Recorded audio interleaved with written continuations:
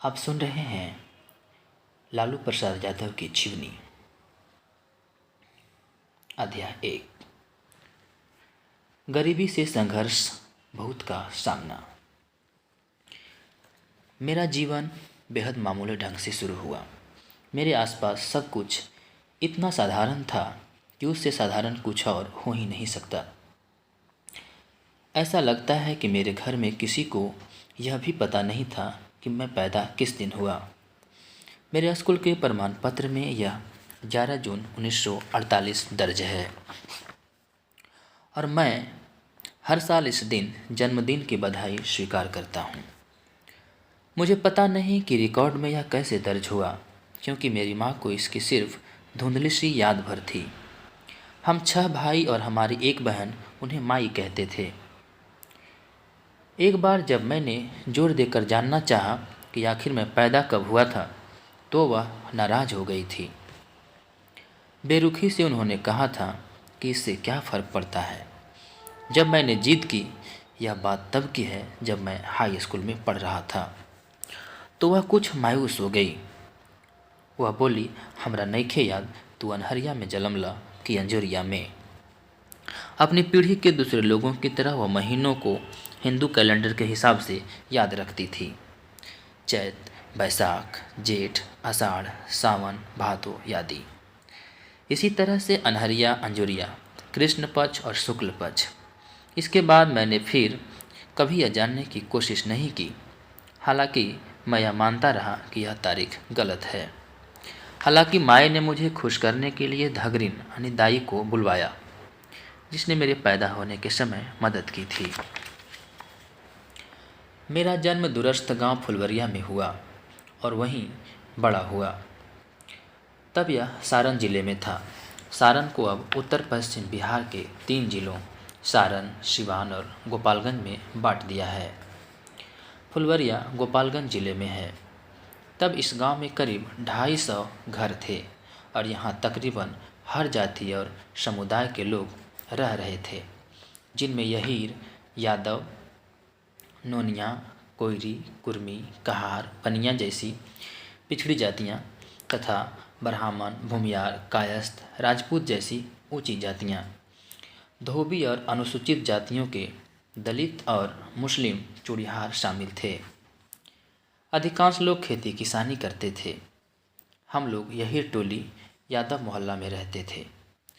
यादवों के पास दूसरों से ज़्यादा मवेशी होते थे। ऊंची जाति के ग्रामीणों के पास दूसरी की तुलना में ज़्यादा ज़मीनें थीं। भूमिहीन, पिछड़े और दलित भूस्वामी किसानों के खेतों में बटाईदार के रूप में काम करते थे। हमारे गांव में एक लोहार परिवार भी रहता था। इसके पुरुष सदस्य अन्य खेतिहरों के लिए हथौड़ा, फावड़ा और हल बनाते थे। बथुआ बाजार हमारे गांव के सबसे पास में स्थित बाजार था। अहिर टोली के निवासी मिट्टी के बर्तनों में दही लेकर बाजार जाते थे और सड़कों के किनारे कतारों में लगा देते थे।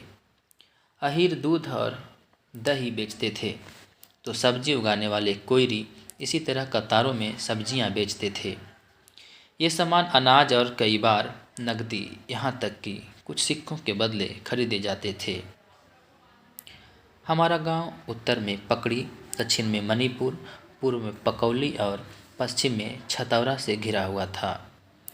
मणिपुर में ऊंची जाति के भूमिहारों और ब्राह्मणों की बहुतायत आबादी रहती थी। मणिपुर के अनेक युवा चिलम में गांजा भरकर पीते थे। चिलम पीने के बाद उनमें दही और मलाई खाने की तलब लगती थी, इसीलिए वे दही और दूध के लिए हमारे घरों में आते थे। मेरे पिताजी उन्हें सिक्कों के बदले दूध और दही देते थे। अधिकांश दूसरे लोगों की तरह हमारे घर भी मिट्टी की दीवारों और घास फूस से बने थे। हमारे दरवाजे के नज़दीक ही एक कुआं था, जिससे मेरी माँ घरेलू ज़रूरतों के लिए पानी निकालती थी। हमारे घर के पास एक बड़ा सा पीपल का पेड़ था।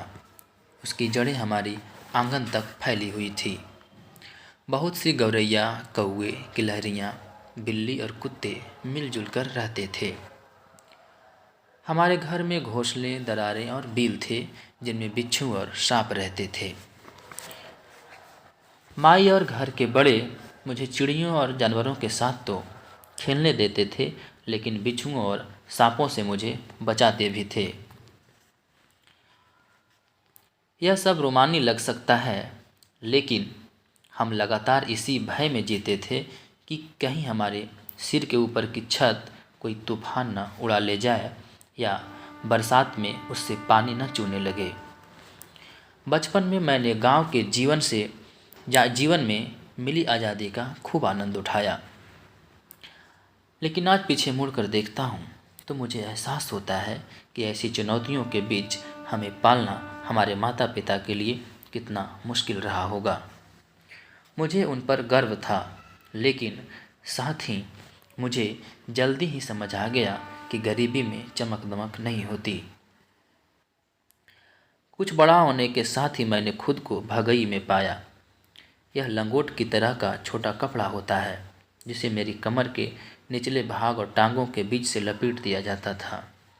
सर्दियों में माई आंगन में कंडे, गन्ने के सूखे पत्तों और फूस में आग जलाकर हम सबको साथ लेकर उसके चारों ओर बैठ जाती थी। धान के पुआल से हमारे लिए बिस्तर बनाया जाता। वह हमारे लिए जूट के बोरे में पुआल, पुराने कपड़े और कपास से भरकर कंबल बनाती थी ताकि हमें ठंड न लगे। लेकिन इतना काफ़ी नहीं था। रातों में मैं अपनी भागई को गीला कर देता था और रोने लगता था। माई मुझे लेकर अलाव के पास तब तक बैठी रहती जब तक कि मैं कुछ गर्म न हो जाऊं और मेरी भगई न सूख जाए।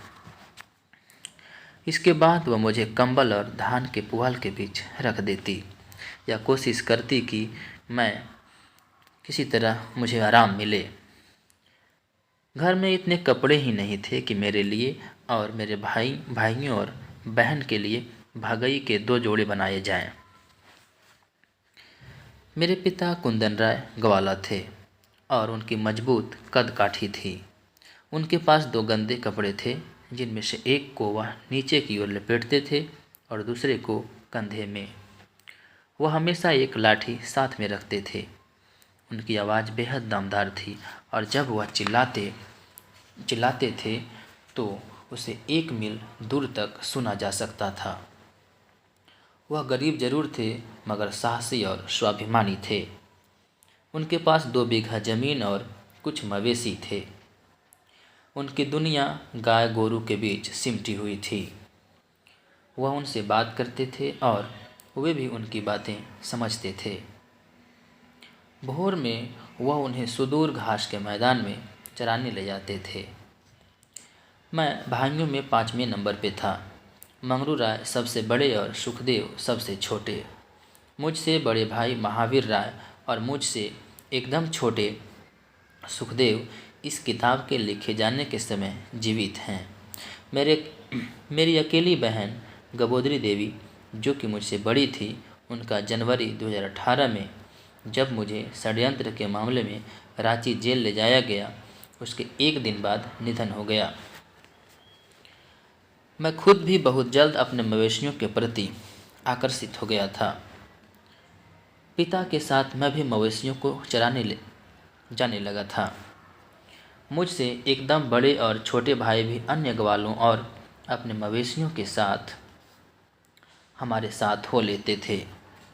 मेरे कुछ दोस्त भी अपने बड़ों के साथ वहाँ आते थे। एक बार जब मैं बहुत छोटा था तब मुझे हाथ से सिली गई बनियान मिली थी, लेकिन मैं न तो रोज़ाना नहा पाता था और न ही नए कपड़ों को धो पाता था, क्योंकि मेरे पास बदलने के लिए कोई और बनियान थी ही नहीं। मेरी मिट्टी से सनी 12मासी पोशाक में जूएं तक पड़ गई। मेरे दोस्तों इंद्रासन, रामप्रीत, रामप्रवेश, नथुनी और अन्य कई की बनियानों में भी जूएं पड़ गई थी। जूएं पकड़ना हमारे लिए समय काटने का खेल बन गया। हम अक्सर बरगद के पेड़ के नीचे या बांसों के झुरमुट में बैठकर इसका आनंद उठाने लगे। हम अपनी बनियानें उतार लेते थे और फिर जूएं निकालकर उन्हें नाखूनों से दबाकर मार देते थे, जिसमें हमें बड़ा मज़ा आता था। मेरी माँ के पास हमारे लोकेशन को जानने का गजब का इंद्रिय बोध था। दिन चढ़ने के साथ ही वह खुद से हमें तलाश लेती थी और अपने साथ सिकहुती में सतुआ, एक पुड़िया में थोड़ा सा नमक और एक बाल्टी में पानी लेकर वहाँ पहुँच जाती थी, जहाँ हम अपने मवेशियों को चरा रहे होते थे। मुझे पता नहीं कि इन दिनों हमारी लोकेशन जानने के लिए उनका जीपीएस किस तरह काम करता था। हम पुआल के बर्तन को पकड़ते थे और हमारे पिता सतुआ में खूब सारा पानी डालकर उसे अच्छी तरह से मसलते थे और घोल बनाते थे। इससे सतुआ की मात्रा बढ़ जाती थी, जिससे उन्हें सबको बांटने में सहूलियत होती। सुबह का यही हमारा भोजन होता था। इसे चटपटा बनाने के लिए हमारे पास अचार तक नहीं होता था। माँ के जाने के बाद नमकीन सतुआ हमारी प्यास बढ़ा देता था। हमारे पास पानी तक नहीं होता था। चारागाह में कई कुएं थे, लेकिन उसमें पानी इतना नीचे होता था कि उसे निकालना मुश्किल था। मेरे कुछ दोस्तों के पास गमछा था। हमने उस कौए की कहानी से सीख ली, जिसने मटके में कंकड़ डाला, जिससे पानी ऊपर आ गया और उसने अपनी प्यास बुझाई थी। मेरे दोस्त और मैं अपनी बनियानों और गमछों को एक दूसरे से बांधकर रस्सी जैसा बना देते थे। रस्सी के एक छोर पर शीशम के पत्ते बांध देते थे और उसमें ईंट के टुकड़े भी रख देते थे। इसके बाद इसे सावधानी के साथ कुएं में डालते थे और दूसरे छोर को पकड़े रहते थे। शीशम के पत्ते कुएं से पानी सोख लेते थे और ईंट के टुकड़े के वजन से रस्सी पानी के अंदर तक चली जाती थी। जब यह बंडल पर्याप्त मात्रा में जीवन अमृत को सोख लेता था, तब मैं इसे खींचकर बाहर निकालता था और फिर कपड़ों की इस रस्सी को निचोड़कर पानी निकालता था। और मेरे दोस्त एक एक कर चुल्लू में पानी भर कर पीते थे। हम यह प्रक्रिया तब तक दोहराते थे जब तक कि सबकी प्यास न बुझ जाए। आखिर आवश्यकता आविष्कार की जननी है। लेकिन बहुत छोटी उम्र से ही मैं यह भी मानने लगा कि यदि आप कठिन प्रयास करें तो आप आखिर अपने लक्ष्य तक पहुंच ही जाते हैं। माई मकई और दूसरे मोटे अनाज में पानी में उबालती थी, जो कि हमारा रात का भोजन होता था। मेरे पिता हमारी भैंस या गाय के थनों से सीधे दूध खींचकर हमारी थाली में डाल देते थे। हम पके खाद्यान्न में दूध मिलाते थे और इस व्यंजन को स्वादिष्ट बना देते थे। कभी कभी माई कोहड़ा को कसकर उसमें गुड़ और पानी मिलाकर उबाल देती थी और फिर हमें परोसती थी। भीषण गर्मी में जीवन यापन करने वाला कोई मैं अकेला व्यक्ति नहीं था। अनेक अन्य ग्रामीण भी इसी तरह संघर्ष कर रहे थे। बचपन में हमारे पास न तो पहनने के लिए पर्याप्त कपड़े थे और न ही चावल, दाल, रोटी और सब्जियों के रूप में पूरा भोजन होता था। उन दिनों को याद करता हूँ तो आज भी मेरी आंखें भीग जाती हैं, न सिर्फ मेरे अभावों के कारण बल्कि मेरे जैसे अन्य ग्रामीणों की तकलीफ़ों के कारण। मेरे पिता लोग 3 भाई थे। उनके एक भाई सुधन राय सन्यासी बन गए थे और शादी नहीं की। वह काली माई और स्थानीय देवता ब्रह्म बाबा की पूजा करते थे और लोगों के शरीर में घुस गए भूतों को भगाते थे। हम जब कभी भात और मछली की बात करते थे तो वह नाराज हो जाते थे और गालियाँ देने लगते। एक बार मेरा भी भूतों से सामना हो गया। यह गर्मियों की चमकदार पूर्णिमा की रात थी। हमारे घर के पीछे एक बड़े से पीपल के पेड़ के नीचे ब्रह्म बाबा का अपना ठिकाना था। गांव के एक काका सोरठी बिरजा भार भोजपुरी लोक प्रेम कथा गा रहे थे और ब्रह्म बाबा के डेरे में रात्रि भोज के बाद घर में बैठकर लोग उन्हें सुन रहे थे। श्रोताओं में मैं भी शामिल था। मुझे चैता, बिरहा, होली, सोरठा और अन्य लोकगीत सुनना अच्छा लगता है और मैं आज भी इन्हें सुनता हूँ, क्योंकि ये आपको जड़ों से जोड़े रखती है। प्रस्तुति के दौरान वहीं बरम बाबा के नज़दीक गेहूं के पुआल के ढेर में मेरी नींद लग गई। मुझे पता ही नहीं चला कि कब काका ने गाना बंद कर दिया और अन्य ग्रामीण अपने अपने घर चले गए। अचानक दो लड़कों ने मेरे दोस्तों का स्वांग भरकर मुझे जगा दिया और अपने साथ आने के लिए उकसाया। मैं उनिंदा था, मतलब आधी नींद में था, और मुझे कुछ समझ में नहीं आ रहा था। वे गांव के बाहर स्थित शमशान की ओर बढ़ रहे थे और मैं आंखें मलता हुआ उनके पीछे चल रहा था। कुछ दूर चलने के बाद मैं वहीं खेत में लघु शंका के लिए बैठ गया। वे दोनों लड़के मेरे नज़दीक खड़े रहे। उनके सिर और चेहरे आधे ढके हुए थे। मैं जब पेशाब कर ही रहा था, उसी समय हमारे गांव के एक बुजुर्ग तपेसर बाबा अपनी हथेलियों में खैनी मलते वहां से गुजर रहे थे और उन्होंने पूछा, कौन है रे? मैंने जवाब दिया, हम हैं ललुआ। तुम कहाँ जा रहे हो? उठो और घर जाओ। जैसे ही तपेसर बाबा ने निर्देश देने के अंदाज में यह कहा, दोनों लड़के वहाँ से भाग गए। मैं घर लौट आया। अगले दिन सुबह मैं उन दोनों दोस्तों के पास गया जो मुझे शमशान घाट ले जा रहे थे। उन्होंने दावा किया कि वे तो रात में अपने घरों में सो रहे थे। यह सुनकर मैं भौचक्का रह गया और तुरंत तपेसर बाबा के घर गया। उन्होंने भी कहा कि रात में जिस जगह पर वह मुझे मिले थे वो तो वहाँ गए ही नहीं थे। उन्होंने कहा, मैं तो घर पर ही सो रहा था। मेरा तो दिमाग ही चकरा गया। मैंने माँ को सारी बात बताई। वह बोली, जो लोग तुम्हारे दोस्तों का स्वांग भर कर आए थे वे भूत थे। बरम बाबा ने तपेसर बाबा का रूप धारण कर तुमको बचाया। मेरे बेटे, बरम बाबा ने तुम्हें भूतों से बचाया, वरना वे तुम्हें शमशान घाट ले जाकर मार भी सकते थे। उन्होंने मुझे बाबा बरम की प्रार्थना करने की सलाह दी। आज तक जब कभी मैं अपने गांव जाता हूँ, बरम बाबा के सामने सिर झुकाए बिना आगे नहीं बढ़ता। मेरे बड़े भाई गुलाब जामुन राय को एक अजीब बीमारी हो गई थी। वह अक्सर बीमार पड़ जाते थे और मर जाते थे। जैसे ही कफन खरीद कर घर लाया जाता और उनके शरीर को उससे ढक कर उन्हें शमशान ले जाया जाता, वह अचानक जिंदा हो जाते। वह कई बार इसी तरह मर गए और जिंदा हो गए। बचपन में मैंने बेहद मुश्किलें देखी और उनका सामना भी किया, लेकिन कुछ अच्छी यादें भी हैं। मैं लोगों का मजाक बनाता था, चुटकुले सुनाता था और लोगों को हंसाता था। मैं ज़रा शरारती और नटखट था।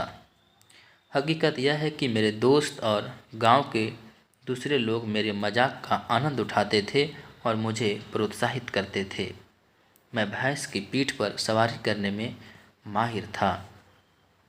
मेरे अधिकांश दोस्त पीछे से पीठ पर सवारी करते थे, लेकिन मैं भैंस का सामना सामने से करता था और उसकी सींगों को सावधानी से पकड़कर उस पर चढ़ जाता था। इससे कोई फर्क नहीं पड़ता था। मुझे तब पता नहीं था, मगर यही पहला मौका था जब मैंने भैंस को उसकी सींग से पकड़ना सीख लिया। मेरे दोस्त और मैं कई तरह के स्थानीय खेल खेलते थे। हम अक्सर चोर सिपाही खेलते थे। मेरे दोस्त मुझे अपने से बेहतर भूमिका देते थे और मुझे दारोगा बनाते थे। कुछ दोस्त कांस्टेबल बनते थे, जबकि बाकी लोग चोर। ग्रामीण हमारे शौकिया प्रदर्शन का आनंद उठाते थे और गांव में हम लोग छोटे मोटे सेलिब्रिटी जैसे हो गए थे। हम लोग चिक्का, गिल्ली डंडा और कबड्डी जैसे स्थानीय खेल भी खेलते थे। हम लोग गोल घेरा बना लेते थे और एक दूसरे के कान पकड़कर गाते थे, चूटा हो चूटा मामा के घइलिया, काहे फोड़ला हो चूटा। चूटा मतलब काली चिट्ठी। मुझे इस गाने की उत्पत्ति के बारे में पता नहीं, लेकिन यह मज़ेदार और शरारती लगता था। हम लोग हमारे गांव की काली माई को ढकने वाले विशाल नीम के पेड़ पर चढ़कर खेलते थे। हम पेड़ के तनों और डालियों में झूलते थे। हम रामनवमी त्यौहार का भारी उत्सुकता से इंतज़ार करते थे, जब हमारी माँ और हमारे गांव की दूसरी महिलाएं इकट्ठा होकर तेल से बनाई गई खास तरह की देहाती रोटी और गुड़ के साथ पकाया गया भात रसिया काली माई को प्रसाद के रूप में चढ़ाती थी और फिर हमें देती थी।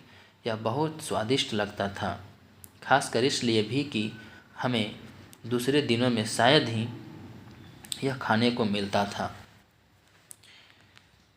एक और अवसर था जिसका हम इंतज़ार करते थे, वह था मुहर्रम।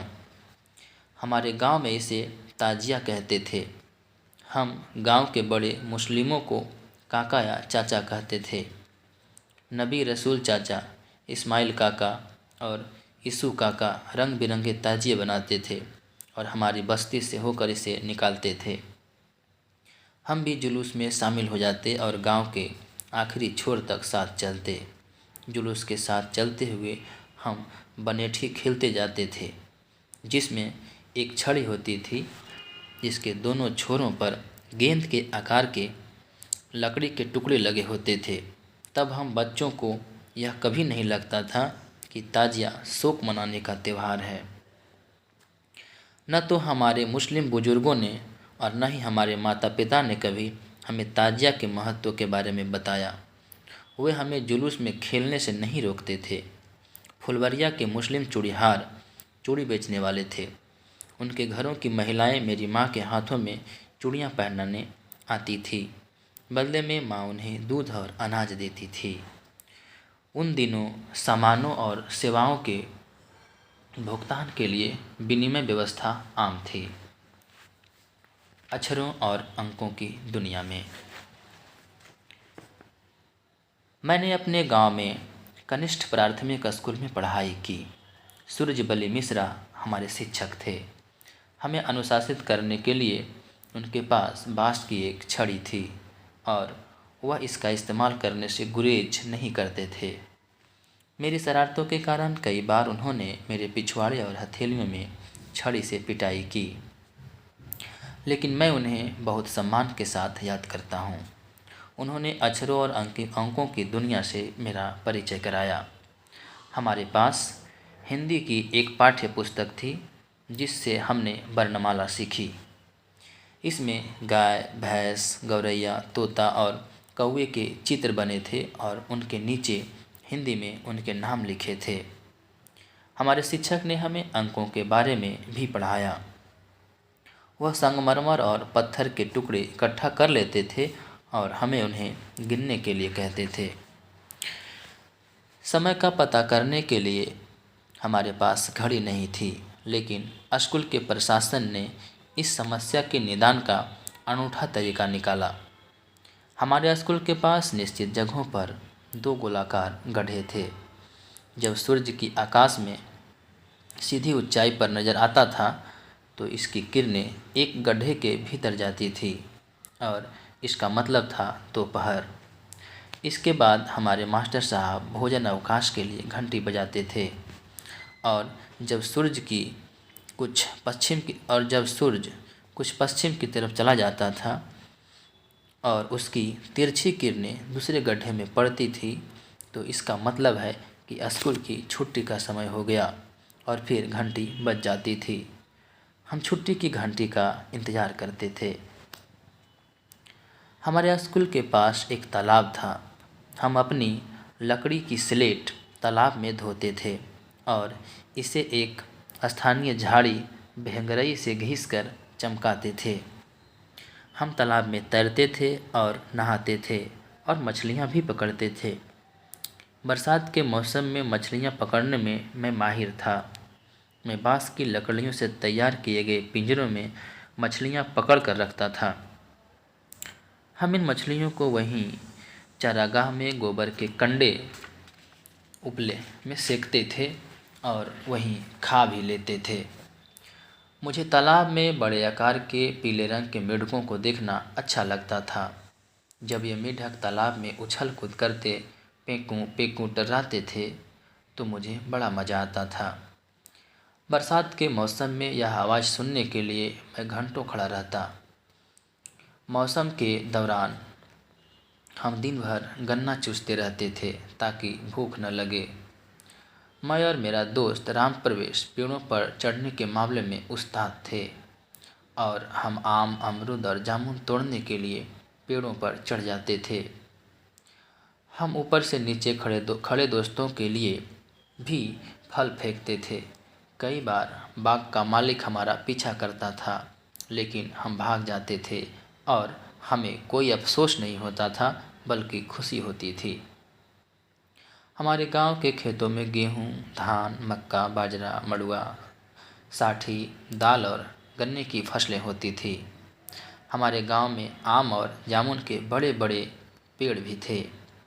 फुलवरिया के कनिष्ठ प्राथमिक स्कूल में मेरी पढ़ाई पूरी होने के समय तक मेरे बड़े भाई मुकुंद राय को पटना के वेटनरी कॉलेज फार्म हाउस में दैनिक वेतन पर काम मिल गया था। पटना का रुख। जिंदगी बदल गई। एक बार हमारे गांव में एक हींग बेचने वाला आया। उसने हींग का अपना झोला नज़दीक के कुएं के किनारे पर रख दिया। मैंने शरारतन उसका झोला कुएं में फेंक दिया। हींग बेचने वाले ने आसमान सर पर उठा लिया और लोगों को मेरे घर ले आया। गुस्से से उन लोगों ने मेरी माँ से मेरी शिकायत की। उन्हीं दिनों मुकुंद भाई गांव आए हुए थे। मेरी माँ मेरी शरारतों से तंग आ गई थी। उन्होंने उनसे कहा कि वह मुझे अपने साथ पटना ले जाएं और वहाँ मुझे पढ़ाएं और ठीक करें। मैं खूब रोया। मैं अपना गांव छोड़कर कहीं नहीं जाना चाहता था। मैं अपने दोस्तों और गाय गोरू को छोड़कर नहीं जाना चाहता था। मैं अपनी माँ से दूर नहीं जाना चाहता था। यह सोचकर मैं दुखी हो गया कि वहाँ नहाने के लिए तालाब नहीं होगा, सवारी करने के लिए भैंसी नहीं होगी, चूसने के लिए गन्ना नहीं होगा, चोर सिपाही खेलने के लिए ये दोस्त नहीं होंगे, आम, अमरूद और जामुन के पेड़ नहीं होंगे, सोरठी, बिरहा, होली और चैता गाने वाले दोस्त नहीं होंगे। मैंने माँ से गुजारिश की कि वह मुझे अपने साथ ही रखे और मैंने वादा किया कि आगे मैं उन्हें परेशान नहीं करूँगा। मैंने मुकुंद भाई से भी गुजारिश की, लेकिन उन्होंने इनकार कर दिया। वह मुझे पटना अपने साथ ले आए। मुकुंद भाई रोज़ाना 11 आना आनी करीब 66 पैसे कमाते थे। फार्म हाउस के नए बछड़ों को दूध पिलाना उनका काम था। वह रोज़ सुबह शाम बड़े बर्तन से दूध भरकर बछड़ों को पिलाते थे। वह बछड़ों को दूध पिलाने जाते थे और मुझे भी देते थे। उन्होंने मेरे लिए एक पतलून और शर्ट खरीदी और मेरा दाखिला शेखपुरा में एक उच्च प्राथमिक स्कूल में करा दिया। यह वेटनरी कॉलेज परिसर में मुकुंद भाई को मिले एक कमरे के चपरासी क्वार्टर में से कुछ दूरी पर ही स्थित था। मुझे मेरे दोस्तों, खेतों, मवेशियों, पेड़ों और कुल मिलाकर गांव के सारी परिवेश की खूब याद आई और मैं कई दिनों तक गुमसुम बना रहा। धीरे धीरे मैंने खुद को संभाला और फिर बर्तन साफ करना और मेरे भाई और कॉलेज में दैनिक वेतन पर काम करने वाले उनके साथियों के लिए भोजन बनाने लगा। मुझे माँ सरस्वती का आशीर्वाद प्राप्त था। मैं स्कूल के सारे पाठ बहुत ही जल्द कंठस्थ कर जाता था और जल्द ही शिक्षकों और छात्रों के बीच लोकप्रिय हो गया। शेखपुरा स्कूल के मेरे दोस्तों को गांव के मेरे जीवन की कहानियां सुनकर बड़ा मज़ा आता था। मैंने पटना के स्कूल के छात्रों के बीच चोर सिपाही और कबड्डी तथा चिक्का जैसे खेलों को लोकप्रिय बना दिया।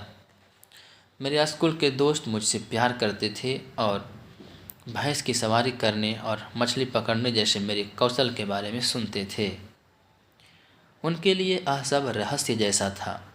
मुकुंद भाई और उसके साथी भी मुझसे प्रेम करते थे, क्योंकि मैंने जल्द ही खाना बनाना, दूध उबालना और बर्तन साफ करना सीख लिया था। मुझे इन कामों में आनंद आता था। बाद में मेरे दो और बड़े भाई मंगरू और महावीर भी मुकुंद भाई के साथ वेटरनरी कॉलेज में दैनिक वेतन पर काम करने लगे। मेरे गांव और स्कूल के दिनों की कई ऐसी चीज़ें हैं जिन्हें लेकर मुझे दुख होता है। वहाँ दुष्कर और हताश करने वाली कई तरह की चुनौतियाँ थीं, लेकिन एक बात का मुझे इन दिनों खूब पछतावा होता है। मेरे पास मेरे पिता की तस्वीर नहीं है। 1965 में मेरे मैट्रिक पास करने के बाद उनका निधन हो गया था। शेखपुरा स्कूल से प्राथमिक शिक्षा की पढ़ाई करने के बाद मेरा दाखिला Bihar military police BMP campus के सरकारी माध्यमिक स्कूल में कराया गया, जो कि वेटरनरी कॉलेज कैंपस के हमारे क्वार्टरों से सटा हुआ था। शंभू बाबू, देवदत्त त्रिपाठी, गोरखनाथ, नरेंद्र नाथ वर्मा और परमानंद बाबू हमारे शिक्षक थे। मैं हमेशा पहली कतार में बैठता था। मैं काफ़ी सक्रिय छात्र था। मेडिकल स्कूल में मैं अपनी कक्षा का मॉनिटर था। मैं अपनी क्लास में हिंदी निबंध लेखन और भाषण के मामले में सबसे अच्छा था। शिक्षक जब सवाल करते तो मैं पूरे विश्वास के साथ खड़ा होता और उनके जवाब देता। शिक्षक के आने से पहले मैं डस्टर से ब्लैक बोर्ड को साफ कर देता था। परमानंद बाबू हिंदी पढ़ाते हुए और ब्लैक बोर्ड पर लिखते हुए हमेशा अपने दांतों और निचले होठ के बीच खैनी दबाए रहते थे। चौतरफा उभार। मुझे पता नहीं कि मैंने कैसे दूसरों की नकल करने की कला सीखी, लेकिन मैं इसमें माहिर था। मेरे दोस्त और हमारे कुछ शिक्षक मेरे प्रदर्शन का आनंद उठाते थे। गांव और स्कूल में चोर सिपाही का खेल करते करते मैंने अभिनय सीख लिया। हमारे स्कूल में एक बार बीएमपी सभागार में शेक्सपियर का नाटक मर्चेंट ऑफ वेनिस का प्रदर्शन हुआ। मैंने शायलॉक की भूमिका निभाई। दर्शक में मौजूद बीएमपी के अधिकारी, स्कूल के शिक्षक और वेटरनरी कॉलेज के निवासियों ने मेरे प्रदर्शन को काफ़ी सराहा। बीएमपी कमांडेंट ब्रजनंदन बाबू ने मुझे सर्वश्रेष्ठ अभिनेता का पुरस्कार भी दिया। मेरे शिक्षकों गोरखनाथ जी और नरेंद्र नाथ वर्मा ने मेरी पीठ थपथपाई और मेरा हौसला बढ़ाया। यह उन क्षणों में से था जिन पर मैं गर्व करता हूँ। मुझे एहसास हुआ कि मैं लोगों को हंसा सकता हूँ। जब लोगों को मेरी बातों में आनंद आता तो मैं खुश हो जाता था। मुझे खुद पर हंसना पसंद था। बाद के वर्षों में सार्वजनिक जीवन में मेरे इस कौशल ने लोगों से जुड़ने में मेरी मदद की और यहाँ तक कि मैं अपने विपक्षियों पर प्रभावी तरीके से हमले कर सका। उन दिनों आकाशवाणी से प्रसारित होने वाला भोजपुरी धारावाहिक लोहा सिंह भोजपुरी भाषियों के बीच खासा लोकप्रिय था। यह नाटक रामेश्वर सिंह कश्यप ने लिखा था और खुद उन्होंने लोहा सिंह की भूमिका निभाई थी। काल्पनिक चरित्र लोहा सिंह ब्रिटिश जमाने का रिटायर्ड फौजी जवान था। वह इस नाटक का नायक था। वह अपनी पत्नी को खदेरन की मदर कहता था और उससे अजीब सवाल करता था। उसका यह संवाद, अरे ओ खदेरन को मदर, जब हम काबुल का मोर्चा में था नो, तो लोगों के बीच काफ़ी लोकप्रिय हो गया था। जैसे ही वह अपना संवाद शुरू करता, लोग गोंद की तरह रेडियो से चिपक जाते थे और हंसते हंसते लोटपोट हो जाते थे। पितृसत्तात्मक समाज कैसे महिलाओं का मजाक बनाता है, यह उसका एक उदाहरण भी है। मैं इस घटनाक्रम का जिक्र हमारे समाज की स्थिति को रेखांकित करने के लिए कर रहा हूँ, जहाँ महिलाओं को कमतर समझा जाता है और इस स्थिति को बदलने की ज़रूरत है। यहाँ कुछ संवाद हैं जो लोहा सिंह कहता था। ओ खदेरन की मदर, जानत बा मेहरारू के मुछ काहे न होला और मर्द का माथा के बार काहे झड़ जाला। इसके बाद वह इसका कारण बताने लगता। सुन ला, मेहरारू लोग जबान से काम लेला, इहे से मूछ झर जाला, और मर्द लोग दिमाग से काम लेला, इहे से कपार के बाल झड़ जाला। मैंने लोहा सिंह के संवाद याद कर लिए थे और जब भी लोग कहते मैं हूबहू उनकी तरह इन्हें प्रस्तुत करता। लोहा सिंह के संवादों को प्रस्तुत करने की मेरी क्षमता ने मुझे शिक्षकों, बीएमपी अधिकारियों, छात्रों और दोस्तों के बीच सबसे अच्छा मनोरंजन करने वाला बना दिया। रेडियो से शाम के एक निश्चित समय पर लोहा सिंह का प्रसारण होता था। लोग रेडियो चालू करने के लिए उस पल का इंतज़ार करते थे, लेकिन वे मुझे जब भी देखते तो मुझसे लोहा सिंह के संवाद बोलने के लिए कहते थे और मैं भी उन्हें मायूस नहीं करता था। मैं लोगों को हंसाने के तरीके ईजाद करता था, खोजता रहता था। पटना के मिलर हाई स्कूल में दाखिले में मेरे शैक्षणिक रिकॉर्ड की तुलना में मेरी विनोदपूर्ण प्रवृत्ति, लोगों की नकल करने की कौशल और ज़मीन से जुड़ी सादगी ने बड़ी भूमिका निभाई। प्राइमरी और मिडिल स्कूल के विपरीत, जहां दाखिला के लिए मेरे बड़े भाई मुझे वहां लेकर गए थे, इस बार मैंने खुद से दाखिला लिया। स्कूल के प्रिंसिपल नंद किशोर सहाय एक महान शिक्षक थे। उन्होंने मेरे प्रमाण पत्र देखे और मुझे मेरी रुचियों और अध्ययनेतर गतिविधियों के बारे में बात की। मैंने उन्हें लोहा सिंह का संवाद सुना दिया। सहाय जी फौरन प्रभावित हो गए और मुझे दाखिला दे दिया। मैंने जब उन्हें बताया कि मैं गरीब परिवार से हूँ और मेरे पास किताबें और स्टेशनरी खरीदने के लिए पैसे नहीं हैं, तो सहाय जी ने निर्धन छात्र कोष से मेरे लिए छात्रवृत्ति मंजूर कर दी। मैं रोजाना चपरासी क्वार्टर से दूसरे छात्रों के साथ 5 किलोमीटर पैदल चलकर मिलर हाई स्कूल जाता था। मैं देर शाम को घर लौटता क्योंकि स्कूल के बाद मैं दोस्तों के साथ फुटबॉल खेलता, उन्हें लोहा सिंह के संवाद और किस्से कहानियाँ सुनाता। मेरे भाई स्कूल के बाहर मेरी गतिविधियों का समर्थन करते थे। स्कूल में दाखिले के बाद मैं डॉक्टर बनना चाहता था। असल में मेरा एक दोस्त बसंत पढ़ाई में अच्छा था और वह डॉक्टर बनने के लिए समर्पित था। मैंने जब उससे पूछा कि डॉक्टर बनने के लिए कौन सा कोर्स लेना होगा, तो उसने बताया बायोलॉजी। लेकिन जल्द ही मुझे पता चल गया कि प्रैक्टिकल की परीक्षा के लिए मुझे मेढकों की चीरफाड़ करनी होगी, जिससे मुझे घृणा थी। तो फिर मैंने डॉक्टर बनने का इरादा छोड़ दिया। इत्तेफाक से बसंत एक अच्छा डॉक्टर बन गया। मुझे बीजगणित भी पसंद नहीं था। इस विषय के 2x, 3y और 4z जैसे अंक याद रखने के लिहाज से मुझे बहुत कठिन लगते थे। मैंने पाया कि मैं विज्ञान नहीं पढ़ सकता क्योंकि उसमें बीजगणित एक अनिवार्य विषय है। मैं कला के विषयों हिंदी, अंग्रेजी, नागरिक शास्त्र, इतिहास, भूगोल और साधारण अंकगणित में अच्छा था।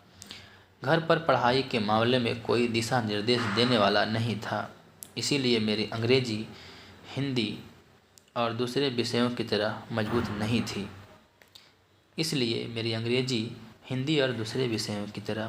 नहीं थी। लेकिन परीक्षा में मैं अंग्रेजी में अपेक्षाकृत अच्छे अंक लाता था। मेरी लिखावट अच्छी नहीं थी, लेकिन मैं शब्दों और वाक्यों को एकदम स्पष्ट लिखता था।